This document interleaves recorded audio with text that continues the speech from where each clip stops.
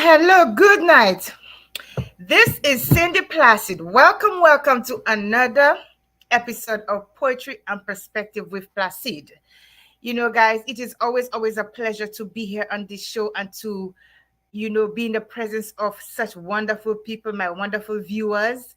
It is always a pleasure. I'm telling you, this brings me so much pleasure to be able to just be on here and to be able to talk about issues, talk about things that really matters to all of us, so it really is a pleasure to be able to do that. What am I doing? So I am Cindy Placid. I am your kind hostess. I am losing my thought tonight. I am your kind hostess, Cindy Placid, from the beautiful Caribbean island of St. Lucia. So everybody from Viewfort, Piero, Castries, Sozel, Canries, Labrie, did I say Soufre? Monrepo, Denry, Mikud, everywhere. I am bidding you all a good night. Okay? Bonsoir tout, je sais ici. And I'm also saying good night to people from all over the world who have taken up, home with my show, Poetry and Perspective with Placid. I'm telling you, the feedback I am getting from the viewers is absolutely amazing, and I just want to say thank you for being a part of this for me.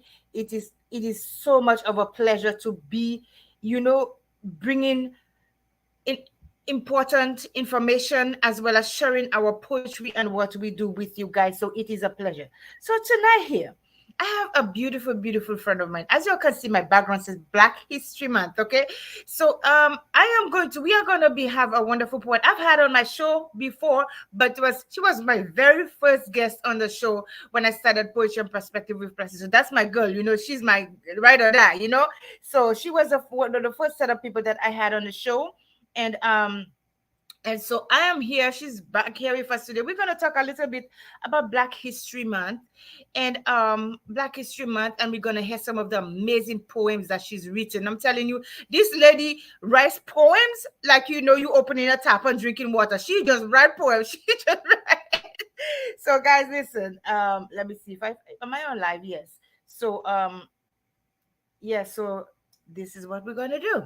We're going to welcome Miss the beautiful Lervan. I hope I'm not butchering her name. Lervan Johnny Atticot. Good evening, sweetheart. Can you hear me? I can't hear you. Can you hear me? Yes, I can now. Yeah, I had to unplug my mic. Unfortunately, it wasn't working. Okay. Good night, my lovely people. Bonsoir. Yes, darling. So it is a pleasure to have you here. So tell us. I know I took you out of your busy schedule today. I took you out of your busy schedule today to be on the show, and I'm going, oh my gosh, what am I doing to this poor lady? But anyway, it is, I had to, when I heard you recited your poems, wait a minute. I gotta get her on the show because these are pieces that I'm hearing that I have not heard before. So I had to get you on my show. But first, let us talk a little bit about Black History Month, because I know February is Black History Month, right? And I also know that you are an educator, right? Mm-hmm. You are an educator, you are a poet, and of course you are an activist. Absolutely. So I need to hear a little bit about what you know about Black History Month and how it has shaped your life as an activist and your future as a whole going forward. Okay. So just to give you a little bit of historical background, I'm saying background. Black History Month was actually It actually began in Chicago, believe it or not, in 1915. And it was actually started by Carter G. Woodson, who is considered the father of Black history. And Mm-hmm. the reason why he started or founded Black History Month, he wanted to begin educating people about Black history, about culture, up just just to get our narrative out there. That was the purpose of him founding Black History Month. Mm-hmm. It's a way for us to honor our people, not just from one period of history, but from all periods of history. So Mm-hmm. it's the shortest month of the year, only 28 days, unless we're in a leap year. But it's the 1 month. And I tell people, I say, you know what? Black history for me is 365 days a year. But Exactly. Mm-hmm. I'm a little extra black. So we should be celebrating who we are as as black and brown people every single day of the year, considering Mm-hmm. all the contributions that we've made to the world, all the contributions that we made to this country. I mean, black people really built this country from the ground up. You know, Mm-hmm. we're not gonna want to acknowledge that, but we did build this country. So Yes. it's just a time for us to just celebrate who we are. And as an educator, I think it's so vital to our children because they don't see themselves in the curriculum. I mean, look at what's happening in Florida right now, where they're, what's happening in Florida, what's happening in Texas. I remember Mm-hmm. when I was in school, our history was limited to in high school in the U.S. Our history was limited to just that one little passage about slavery. um, Mm-hmm. Children don't feel empowered if they don't know where they came from. They are not going to know where they're going.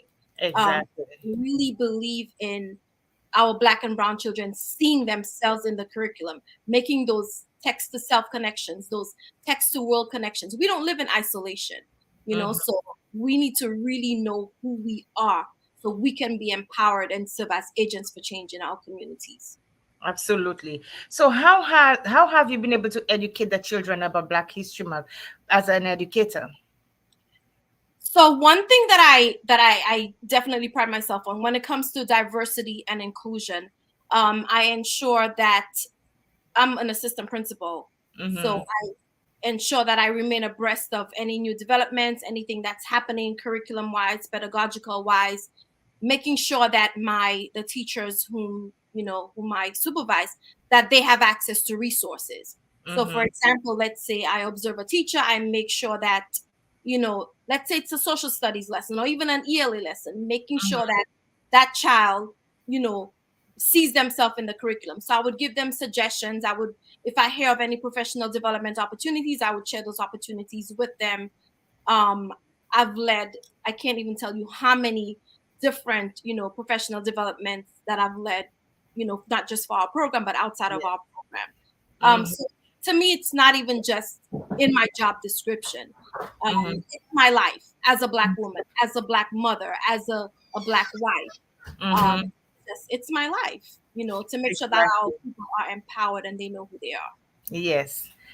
So how are they receiving that information? Do they have many questions? Are they, the kids?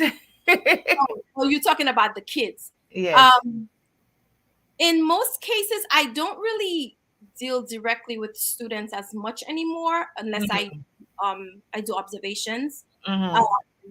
but when I was in the classroom, I can tell you that our students were very receptive. Um, Mm-hmm. they were very receptive because there was so many misconceptions. They gave into so many of the stereotypes, you know, Mm-hmm.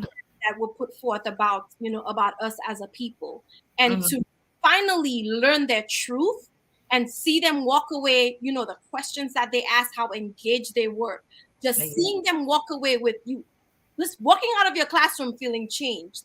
That Wow. alone in itself was just an amazing. It made you feel amazing as an educator. So when I was in the classroom, that was something that I really, really, really enjoyed, making sure, even I was a science teacher, my license is science, making Mm-hmm. sure that every lesson that I taught, I connected it to who they were, Yes. individuals, and who we are as people. Wow. So now I have to ask you about the kids now. How are the teachers, your colleagues, receiving the information about our Black history, because a lot of people are still not accepting of what happened to us and where we came from as Black people. Um, that's a. Uh, I have to think about. I How have you answer it? to pop my thought bubbles first before I can respond. Before I can respond to that question, Sydney. To be quite honest, it's been a struggle. I'm going to be honest. Mm-hmm. It's definitely been a struggle. Are people doing the work? Are they dedicated to this work? Absolutely. But Yes. you will find certain groups who simply are not receptive because they choose to be ignorant, or they don't want to put in the work. Um, Mm-hmm. Unfortunately, like my grandmother would say, you could bring the donkey to the water, but you can't make it drink. You know what I mean? Exactly. So I can only provide support. I can only provide those resources. I can even make myself vulnerable. You know Mm-hmm. what I mean? So it's up to you, to decide whether you within yourself, you have to decide whether that is a change that you want within yourself. I believe True. in having a growth mindset. I know as an individual, I pride myself on having a growth mindset. So if you choose to be stagnant in your ways, and you choose to see everything one-sided, and you continue to walk with your implicit bias, wearing your implicit bias, internalizing your implicit bias, that's Mm-hmm. on you, especially when you are given opportunities to dig deep. Very often people believe that having those difficult conversations, talking about race, talking about diversity and inclusion, that Mm-hmm. because those conversations are so uncomfortable, they tend to shy away from it. But I tell people, it is in those moments, it's with those difficult conversations, that's when we're going to see change. It's okay if we come, and we're at it for the first couple hours, but Yes. walking away at least with a nugget that we will take away with us, Yes. that's going to help us grow and develop as professionals. As difficult as those conversations are, to me, that should always be the goal. Exactly. And if we are not open to hearing other sides of the story, and if we are not open to learning them, if we are not open to hear things and open our minds to other things, we are not going to grow. We are not going to come out of out of ignorance. We're always going to stay the same place. Right. But it's Yes. it's, it's definitely been a struggle, and not Mhm. only just it's been a psychological and emotional struggle as well. um Yes. I can't really give any details. Okay. I'm not asking you to go there. Have to pay my mortgage. But just as a Black woman being in certain spaces, and constantly having to prove yourself, constantly having to deal with microaggressions, even overt racism, the things that are said to you, the things that are done to you, but you Mhm. still have to just, shake it off. And I think one of my pieces reflects that. Um, Mhm. you still have to just walk in as if, you know and do what you have to do. And Mhm. that's how it's sad when you think about it. But Exactly. that's what we were taught to do. So um now that you mentioned one of your pieces, why don't you do one of those pieces for us so that we could hear, a little bit about our Black history. let's see, which one am I going to I don't know if I mentioned to you guys, but let me tell you, Lervan is a poet. She has written a book, and I'm see if I can get her book right here. Her book is called Voices from a Space of On Location. And so, believe it or not, I had so much. I had a tongue twister and say the title of your book, but I have gone through it a couple of times, and every time I go through it, I get little bits and nuggets that I didn't get the first or the second time. Yes.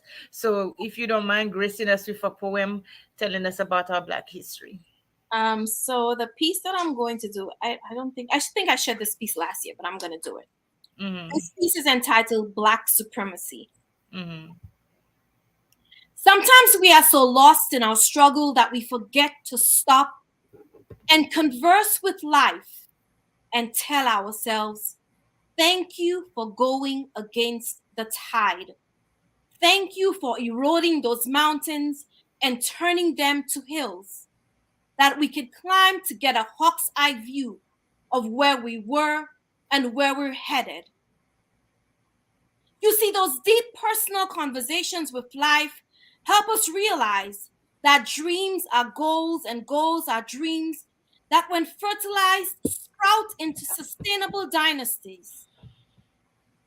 While speckles of us have seized the rungs of science, while speckles of us have infiltrated academia and even business with no intention of leaving that space how we have found it, while speckles of us have redefined art and music and repainted the world's canvas, we still need to shout from that mountaintop that we are Black excellence.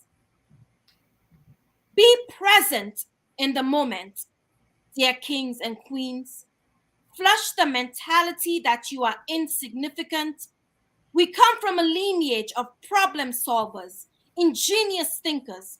Our gifts to this world may never be recognized, but I challenge those who question our intellect to wake up one day, expunge all that we have crafted, all that we have pioneered, all that we have improved.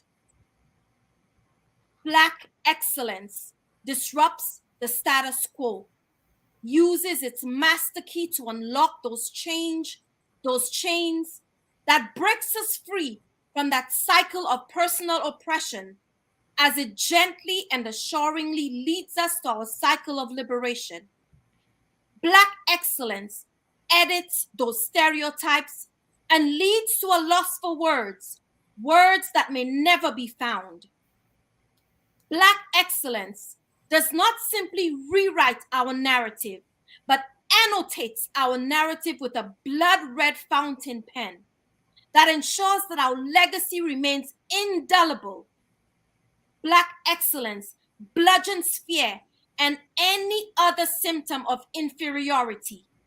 Wounded or dead, those symptoms flee, never to return. Black excellence is not defined by society.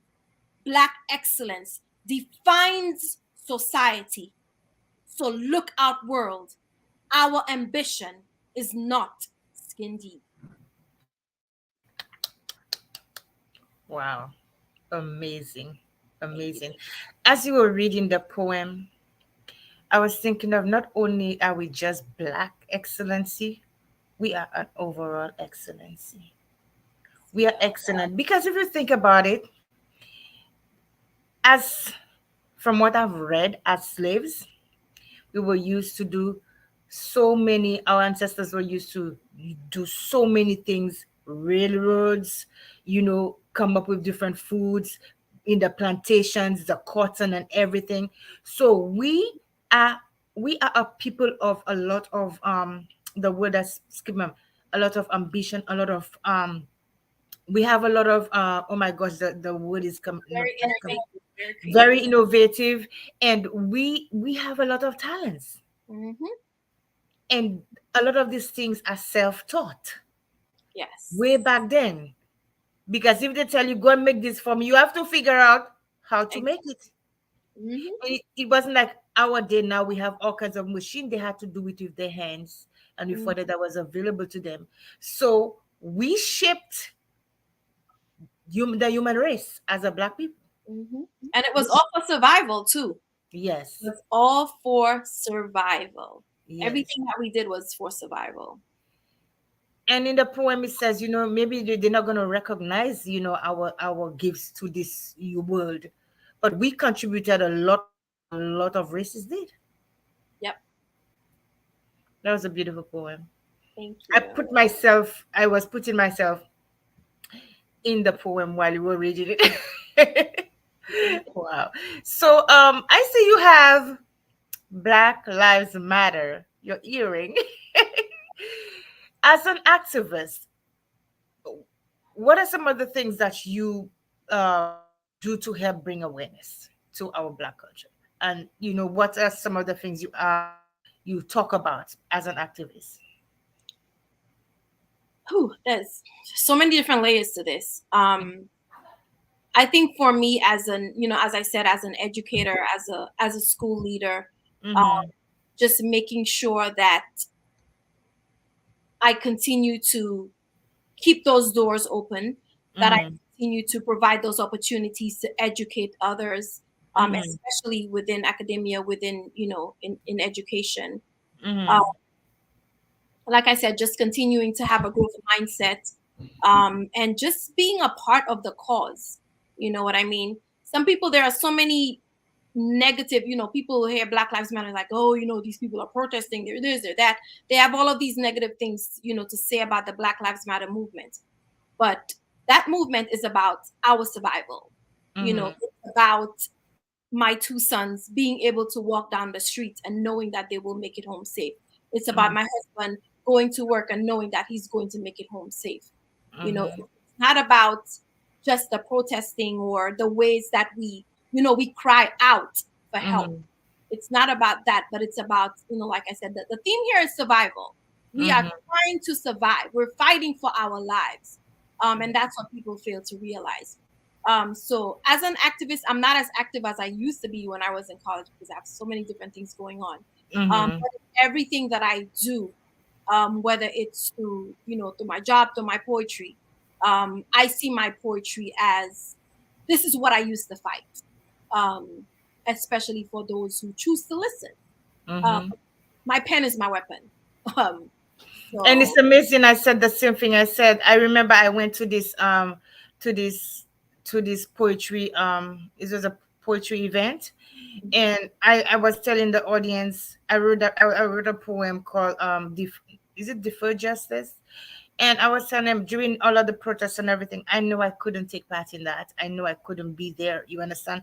But my poem, the poems that I wrote pertaining to that, that was my way of bringing, putting my voice in there and to fight, and to bring to light to what was happening, and in that poem I talked about George Floyd. I talked about Breonna Taylor. I talked about, both Jean and all the other people who were, really affected by violence and just the injustice being brought just because of the color of their skin. So our poems, we express ourselves and how we feel through our poems, and I think that's really important as a poet and as a writer, because you can, what can they tell you? Don't talk, don't express yourself. exactly, We cannot be silenced. We need to have a voice somehow. exactly, you know exactly. what when I know you're very passionate about especially the black community, even the black community being hurt, but I wanted to ask you, what did you think about the incident with what's his name, the last young man they killed? His mind is just not coming to my mind. Was that? Tyrell, Yeah, Tyrone, yeah. whew, that was. I kind of regret not. I kind of regret watching the video. Just as I regretted watching Floyd's lynching. Um, Initially, my initial reaction, I'm like, man, I can't believe some brothers did that. That's what Hmm. stuck with me. And I'm like, how do we, as a people, how do we move from here when we're trying to fight white supremacy? We're trying to fight institutional racism, but our people are involved in this. You know, Yes. I it hurt. It really hurt. But then I had to dig deeper. And I'm not condoning what these officers did in any way. Um, I'm not making an excuse because they look like us. Um, but there was still, we could still say that it is white supremacy. It is a system that's infiltrated with hatred for our people. It is a racist system, and that's what led. If that system was not in place, then Hmm. they would not have, that would not have happened. You know, did they make the conscious decision to do that? Absolutely. Should they be held accountable as they have been? Absolutely. But people need to realize that it's much, much deeper than that. It's not, we shouldn't look at it as just individuals. It's a system that needs to change.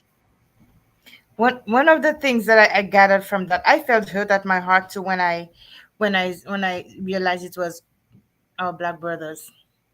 And one of the things I remembered learning, I remember that when I was, studying the Bible, it said that we are like sponges. The people that we hang around with, we can soak in the behaviors, we can soak in the attitudes, the way of thinking, the talking. And that's what came to my mind. So they didn't have to tell you to do anything, but just being around and hearing, and being in that yes. Mhm. And And that really, go ahead. I also think about, like, I have friends, I have people who are close to me who are police officers, um, Mm-hmm. and they're Black. Mm-hmm. I have friends, I have, spouses of friends who are police officers. And that's something that I also think about. I'm like, on the days when you don't have your badge and you're not wearing your uniform or you're not on duty, you Mm-hmm. you're pretty much just as the rest of us vulnerable to Yes. all of the oppression or all of the the attacks that are on our people. So that's something that I also thought about too. And I'm like, did they think about that before they attacked him? Did they ever consider that? You know, Mm-hmm. so these are like, there was so many different emotions. There was so many different things that I really thought about when I saw the video and found out what happened. To be honest, it really brought back a lot of unsettling feelings, unsettling, emotions, because like you said, I watched a video of George Floyd, and it just the flashbacks that I kept getting, it was hard for me. It's really hard. And I was sat on the bed. I'm going, but wait a minute, wait. I was going like this, and I was in tears. Hmm. I could not believe that, one, and not even put aside the color of somebody's skin, a one human being could do that to another. Yes, you had this man cry for his mother, as in the same case with this recent lynching. Yes. Um, you had somebody cry for their mother. You know, like, what grown man cries for his mother at that age? So that alone should make you have a conscience and back off. Yep. You know, but But it was almost like that was the thing that was really aggravating them. Like, you crying, and then you Mhm. the person is not. Man, let me tell you, if we can talk about this, I'm really getting emotional. Because I cannot see how somebody can be crying for help. You see the person is helpless, the person cannot help themselves anymore, and you still go ahead and you continue to inflict wounds on that person. Mhm. I cannot fathom, why somebody else. But then people's hearts, they're wicked, and sometimes they don't think, Sometimes they don't think. So what can we do? We just continue to keep talking about the issues that matter, and to be able to shed light to the things that are affecting us as human beings, as Black people. Because Sometimes I feel like we're protesting, we're doing all of these things, we're using our voice, but sometimes I feel like it's nothing's happening. I Um, felt the same way too, because I'm going, like, that was just recently we had that episode with George Floyd, and then for this to happen again so quickly, you understand? I'm gonna but there what? have been so many in between. Let's talk Yeah. about, we're not even talking about the ones in between. But what really amazes me is the fact that certain groups who don't even who are not even um as persecuted as we are, they Hmm. make a little bit of noise and instantly laws are changed. Yes. Instantly laws are changed. But we have been fighting for the right to live, fighting for the right, just the right to live, to be able to take our next breath. And no one is, it's as if it's falling on deaf ears. That's one thing that also bothers me. Hmm. Wow. Girl. Hmm. Anyway, let's hear one of your other poems, please. We can talk about all night, but I want to hear your poem. We want the people to hear your poems. Let me see which piece I'm going to do. Okay, so I'm gonna do this piece called Golden Teardrops. Hmm. Oh, that's interesting. Yeah, I think I did that piece. I shared this last year. I don't think I did it this year. Golden teardrops. Once I met a dying mother who had but one request, that her son lives on to manhood, that his light will never fade. I want his feet to touch the earth, she said, in parts I've never been. And when he sits to have a meal, let it always be a feast. As he chases all his dreams, may they magically manifest. And when the time comes to meet that special someone, may his heart turn on the signs. May he conquer life itself and leave an unfading mark. Golden teardrops warm her cheeks as she anticipates my reply. With a short, sorrowful sigh, here was what I had to say. My dear, you know that you're a queen, so that does make him a prince. While life has no guarantees, in a world that hunts black men, he'll find his hope in unsung warriors whose mighty sword rewrites our script. He'll be protected by an army that has proven to be immortal as they build a wall around him, guarding his mind and even his soul. He's learned in utero how to survive, endure the battle till the end. Let no stone remain unturned. He knows well to maintain his dignity. For this is his lineage. For this his lineage has foretold.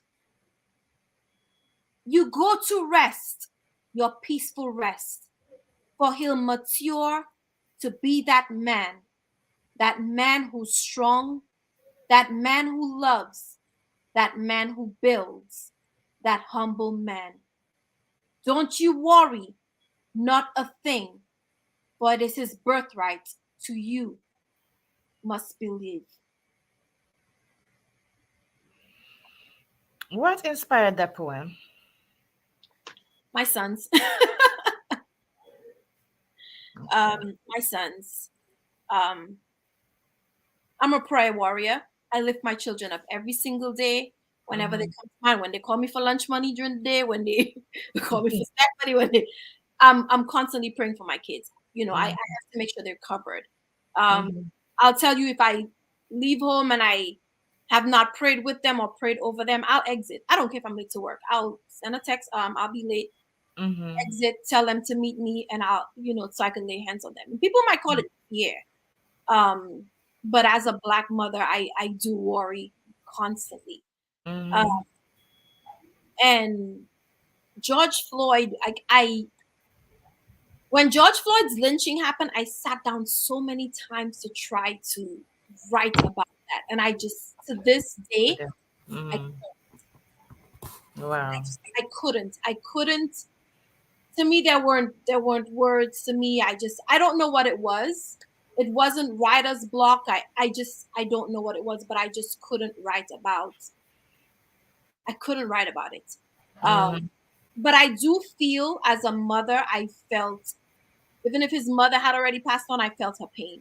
And the pain of every other mother who has lost a child, whether it is, through police brutality. Although I've never lost a child, you might be in a better position to,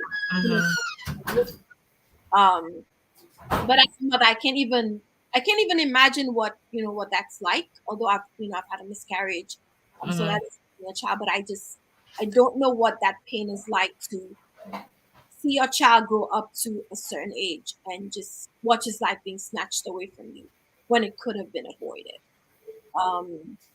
So that's really what inspired this piece. Wow. And I could see the passion and the emotion. And when George Floyd happened, I saw my son. I have a 20-something-year-old son, and I felt like that could have been my son. I saw my son being beaten. I saw my son being, even in the instance that I saw my son, and I'm going like, and these are some of the things as a parent who has lost a child that has done to me, because you think of that child is going to die.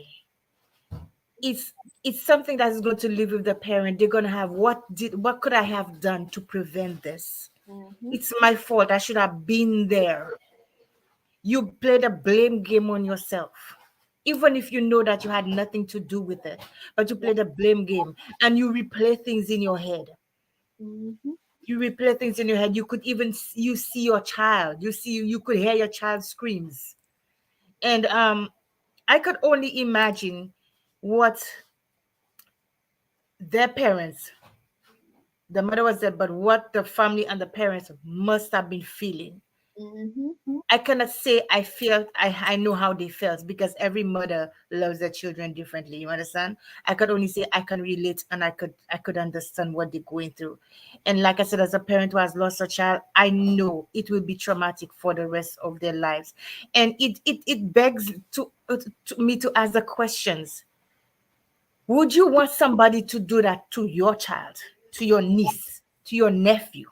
Because boys are not the only ones, the male, they are not the only ones who have been affected by the brutality and the injustices. So are the females. And Exactly. so it's almost like it's continuing, the cycle is continuing. And like you said, there's nothing being done about it. And Mm-hmm. it leaves a lot of scars, a lot of people hurting, and the cycle of trauma continues because it's being inflicted on those mothers. You understand? So I mean, i I understand your pain in writing that poem. I understand your fears, and you have a right to be fearful, because again, if it is not by, you know another person, it could be a stray bullet. Mm-hmm. You understand? So we have to continually pray for our children, and you are doing the right thing, Lervan. We have to continue praying for them, for their protection, because nothing in this world is promised. We can never tell. We could be sleeping in our beds and something happened to us. Mm-hmm. So we have to continue pray for them, and we will continue to pray that they will never experience the things that they see or what is being done. And sometimes, there's nothing we can do about it. It's going to happen, but we have to have the faith that God is going to protect our children. Amen. Amen to that. Yeah. Amen. Wow. But keep doing what you're doing with your kids. Keep doing it, because before my Noah leaves the house, I pray with him. When Mm-hmm. he goes, Noah, come back here, we got a program. I do the same thing. When I come down, I anoint them. They go to school nice and shiny. Listen, Wow. only God. But you're an amazing mom. Thank you, and so are you. Thank you. And God is gonna hear your prayers. He has been listening to you, trust me. Yeah. Good evening. Mommy, how are you? I'm still in your mommy. Yes, yes. She said good evening to you both. Yeah, she's on. And I'm betting. I'm guessing my dad is right next to her too. Probably. Oh, let me see who's there. Christopher is watching. Good night. Shamin Hippolyte, Emmanuel. Good night. Marie And Dantes. Yes, good night. So they're watching. We have a people watching. I don't know how many viewing that I cannot see, but I know we have a few that's in the chat that I'm seeing. Yeah. So hmm, I will not skip you too much long, because I know you've had a very, very long day. yeah, So um I'm gonna show you a photo. I'm just gonna have a few more questions for you. Let me show you this. Tell us a little bit about you, about this. but it's That's a little. Martin Luther. That's Martin Luther King walking with. Um, Screen I is a don't little. know too much about that. It's Martin Luther King walking with um Laura. Oh my gosh, my mind just went Yeah, BLN. that's Coretta Scott King, I Yes, think. yes, yes. What do you know about this? Because I don't know too much. I know about the march, but what can you tell us about this, the viewers, about this? So I know that this was definitely one of his one of his march. I'm trying to look at the picture. It says that Let me pull up. uh, Hold on. Maybe I can see better. it says that was Martin Luther King watching. You know, interestingly, Wait, go ahead. Go ahead. I'm just trying to pull up the so I can get a better view because it's so small. Let me see if I can pull it up on the thing itself. Hold on, eh? So I could share. Hold on, so I could share. Um,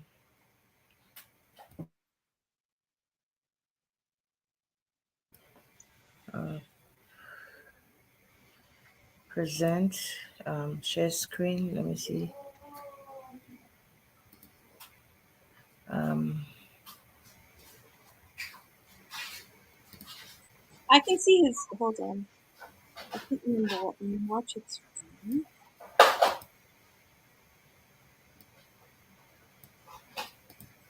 I'm trying to pull it up. Okay, there it is. I'm gonna share my screen. Give me 1 second. Share screen, and there you go. There it is. Can you see it? Yes. Okay. So it's still small, but Oh God. it's pretty tiny. I was gonna ask you. I don't know too much about that march and what it was all about. I don't know when was that. I was pulling it up because I see a few familiar faces over there. But it says, well, I don't know. I was trying to see if you could see, so you could help explain it to me. It's so tiny. Tell me the source of. Hold It's on. from the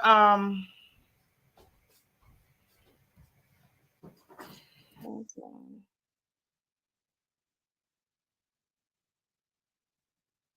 Oh, you're on mute. I can't hear you now.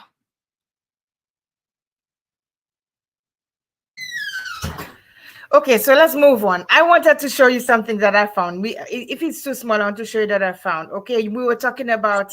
I think I found it. You found it. Okay. I found it. I can see it now. So this was actually the march when they were actually marching across. This is in Montgomery, Alabama, Mm-hmm. and it was the march across the Alabama River. What I really love about this image, Mm-hmm. his wife is right next to him. Mm-hmm. What many people don't, we celebrate Martin Luther King, and this is no, um, what's the word I'm looking for? Um, this is not to sort of downplay anything that he's done. He's like Mm-hmm. one of our leaders. He's one of our civil rights leaders. Without Mm-hmm. him, there's so much that we would not have been able to do as Black people in this country.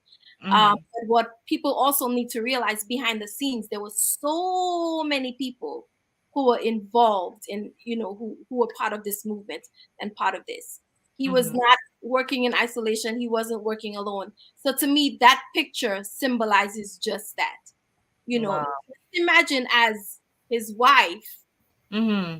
having a husband who has such a vital role in society, Mm-hmm. right? And when he leaves that house, it's the same thing that we still go through every Mm-hmm. day. But there's always a bounty on his head, right? Mm-hmm. So Yeah. just imagine what she went through as a wife and Mm-hmm. still standing by his side. Imagine how his children also felt at the time, if they were Mm-hmm. old enough to understand their father's role in terms of what he was doing, and how influential he was, and all those who opposed him. Mm-hmm. But I this is like one of the most amazing pictures, because to me just represents all the different moving parts, all the different pieces that really came together for these Mm-hmm. movements to happen. Yes, and we are when we stand together, we achieve more. When we stand as a team, we achieve more. So it doesn't take one person to be able to make things work. It has to take a team to be able to make things work.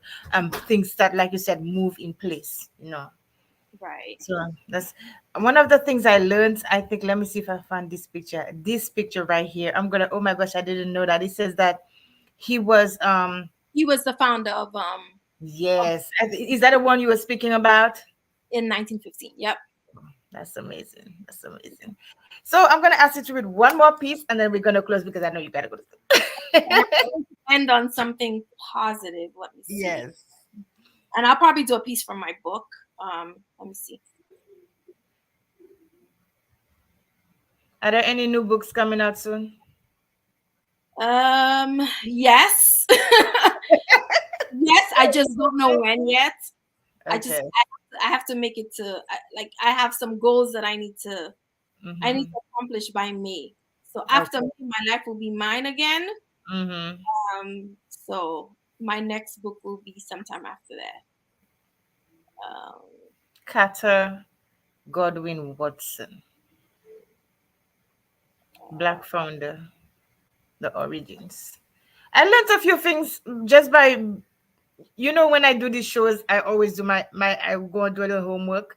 It helps me to learn a few things. And I went and do my homework and I found this. I said, oh my gosh, I have to mention this to you. I have to do my homework. Let me see who we have. Nigel Eudoxy, good night. Welcome to Poetry and Perspective with Placide. How are you doing tonight? Y'all can put a response in the chat. I can see it. okay, so I actually wrote this piece when I was in high school. High school. Yeah, when I was in high school. And I remember the year I wrote it. It was 2000. Did I grad Mm-hmm. 2000 or 99? No, it was I think I wrote it in 99.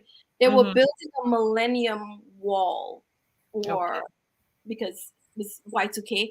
Mm-hmm. Um, and that was one of the pieces. I think it's still on the wall in my high school at Harriet Truman.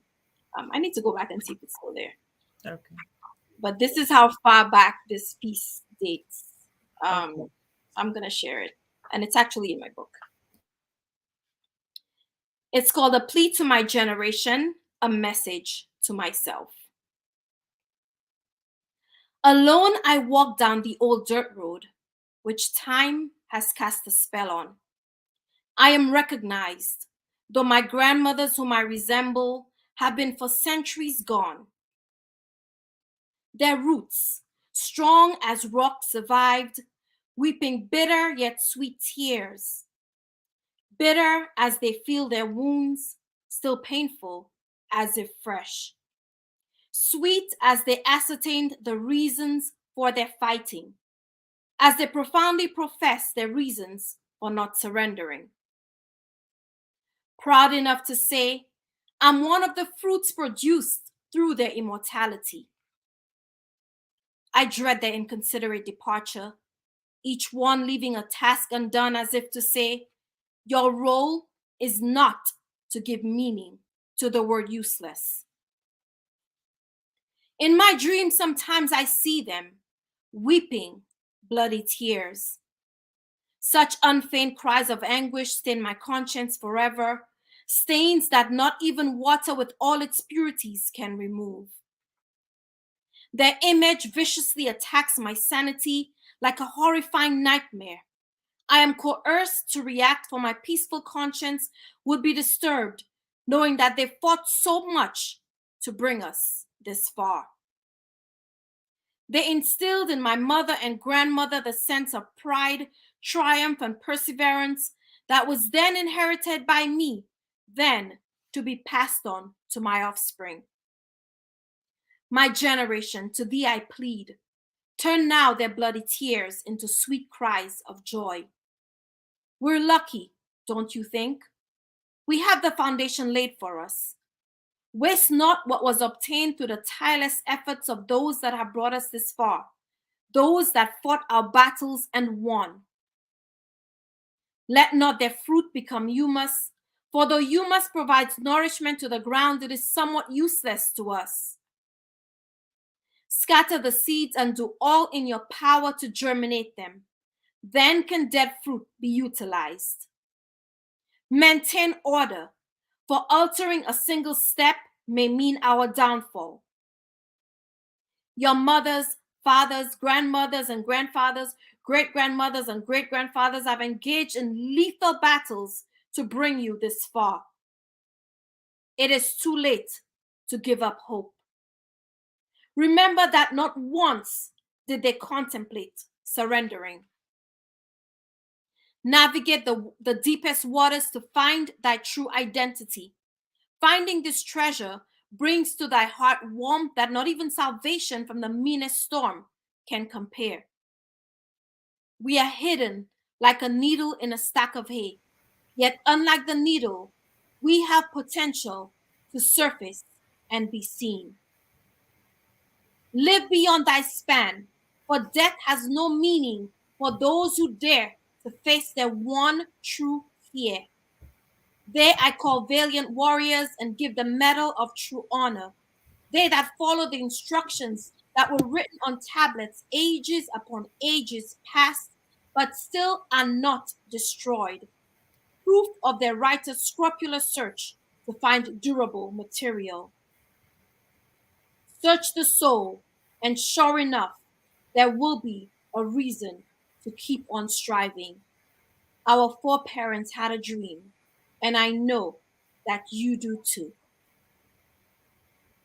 Beautiful. I certainly hope that left everyone on a positive note because tonight's conversation was a little heavy. Thank you so much. That was beautiful, beautiful, beautiful. Listen, guys, if you want to get Lervan's book, I'm gonna be closing now because I know she has to go to work. She got a lot of stuff for her to do. But if you want to get Lervan's book, this is a book, and the name is entitled "Voices from a Space of Unlocation." I said it right this time. So go ahead on you can get her book on Amazon.com. Again, I'm gonna put it in the chat. It is called Voices from a Space of Unlocation. I'm gonna put in the chat as we speak. Lervan, thank you so much for taking the time Thank you so out of much your for having me. This was so much fun. it was Especially about our first show. Listen, you gotta have me back on when I get my life together. I gotta get my life together. okay. All right. So yeah, I I appreciate really you so much for doing this, for no problem. serving as a catalyst for change in in all the different topics that that you share on, all the different guests that you invite. You're really doing some amazing work. Like I told you, remember I told you that how God was gonna use you, how God was Yes, gonna work yes, it out. So yes. just keep doing what you're doing, and it's just a blessing to be on your show. Thank you so much for having me. And it's the honor and the pleasure is all mine to have you. I love your poems. Thank you so much. That's why I keep asking you, when is the book coming out? Um, it's getting there. It's getting there. Yes, listen, guys. I've since I met Lavon, I found me another sister and I found me another That's right. mother. Okay. Yeah. So He's about thank to you pick up you, mommy. guys. Yes. So listen, guys, thank you so much for being a part of a Poetry and Perspective with Placid tonight, and to listen to Lavon's beautiful, beautiful poems and to see a beautiful smile. You wear my favorite color, which is royal blue. Representing my country today. See, Exactly. Yes. the 758. Yes, yes. And I think our independence is when Oh yes, I do have a treat for Independence Day that I'm okay, going to awesome. share And about. she goes live live on Instagram and Facebook around I said 9 o'clock at night. So Try check to her come out. up earlier, but you know how that goes. Yes, Sometimes yes, yes. So just keep watching to see when she coming on live. But thank you so much. Like I always say, it's they always say it takes a village, and then we have to share our passions, share our emotions, talk absolutely. about the things that affects us. You understand? And maybe just by listening to somebody, you can bring about a change, in the lives of others. And as you know, I'm an advocate for mental health, autism, and domestic violence and mental illness. So I would say dwarfism as well. I would say it is okay not to be okay at least one day. It is okay to say that I'm not okay today. Mental illness is a very is very rampant, is widespread, and you cannot see it. So if you're having a problem and if you think that you're suicidal, if you think that you can't cope, go ahead and talk to somebody that you trust, or you can call this hotline. You understand, 988, or you can get help to help yourself, for somebody to be able to talk to you. and just to be able to cope, because this life has so many stressful situations. And Yes. as Black people, sometimes we don't talk about our mental illness. We keep it in the back burner. For some people it's a stigma, it's taboo, but we have got to get out of that, because we are humans like everybody else. The God didn't create us with another set of brains, to think like animals or anything. We are human beings. We have feelings like everybody else. No matter what the skin color, we are still going to feel things. Mental illness, any of these things, they don't have friends. Deaf, none of this, they don't have friends. They don't care what color you are. Okay, so get some help if you need some help. And And if I may just plug in, parents, please pay attention to your children. Pay attention to look for those warning signs. I can't tell you, it's so disheartening that sometimes I drive home and I cry. The yeah. number of students I get on my Mm. caseload with Wow. depression, anxiety. I think today I had 4 cases that came in. Wow. Depression, anxiety, school phobia, you name it. Mm. Our young people are suffering, our children are suffering. So They please, are. you know, take heed, know the warning signs. Even right over Christmas break, I had to deal with a student who wanted to commit suicide. Wow. So these things are real. Spent my entire Christmas break just Mhm. supporting the family and trying to support that student and actually save that kid's life. Yeah. Um, And so just please, just pay attention to your children. yes.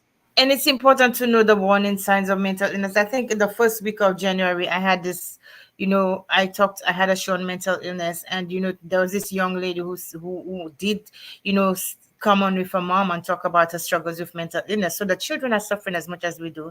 So we have got to keep, echoing these things. We have got to keep, and sometimes, the parents are suffering and they don't want to even let the children know and the children are going through it themselves. There's no reason to suffer in silence when there are so many resources, Let uh, your voice be heard. resources available. Yes, yes.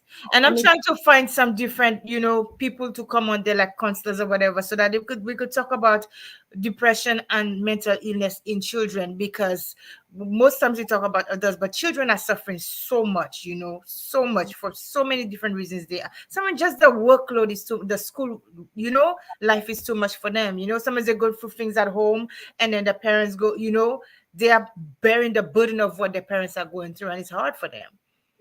and with COVID, not being able to socialize, and it's been rough for them. It's Yeah. been really rough. So we Mhm. have to really, really take the time, especially if there are any educators on.